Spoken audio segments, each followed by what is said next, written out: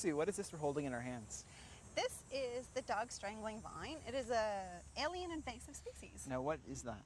An invasive species is any organism that's been introduced to a natural environment that's causing either cultural, social, or economic or environmental damage. I'm joined with Sue Prentice of the Lakeland Alliance today, and we're talking about alien invasive species. They've been in the news a lot recently with the hogweed we've been hearing all about. Tell us about that. The hogweed is a recent introduction to this area, and it comes from Asia. It's a rather large plant. It can grow up to 6 or 7 feet tall. And one of the big concerns with that one is that it acts a little bit like poison ivy in that it can cause a very irritating, itchy rash.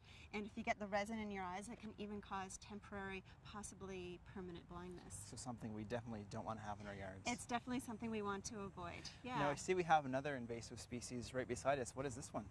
This is the European buckthorn. It comes from Europe. It was introduced for our gardens because they do make a lovely hedgerow.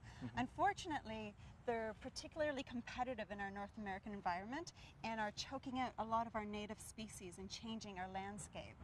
Now, what are some of the other species that are commonly found in the Peterborough area we should be on the lookout for?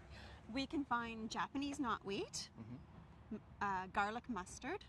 Norway maple is very common in the Peterborough area. Those are just to name a few. Okay, and what are some of the things homeowners can do to, say, prevent these species from interacting in their yards?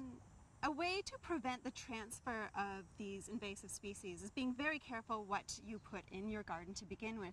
And when you do find something like the dog vine in your garden, pull it out right away, trying to get it by its roots. Okay. But you don't want to put it in your composter, and you don't want to put it in the city compost because the seeds on it can travel that way. You want to put it in the garbage where you know it's not going to be traveling throughout the Peterborough area. Some good advice. Now, we should also mention that invasive species are more than just plants per se. That's correct. Something else that has been in the news a lot lately is the boring beetle that's doing all the damage to ash. So it can be in beetle form. Also, a familiar one is zebra mussels. Okay. Yeah. Now, I understand you're having a workshop coming up very soon that is going to be talking about this very topic. That's right. We have an invasive species workshop at the Ecology Park on July 25th, starting at 1 o'clock. Now, if people want to get more information about that, where can they go? They can contact Peterborough Greenup. At 745-3238. That's the number. And what sort of topics are going to be discussed there? So we're going to talk about what invasive species are. We're going to list some of the more important ones that are affecting us now, and we're going to talk about what we can do to prevent the traveling of these invasive species and what we can do when we find them. Well, Sue, I think we learned a lot today, and I hope a lot of people come out on the 25th. Thank you for your time. You're very welcome, and we'll see you again next week on The Green Update.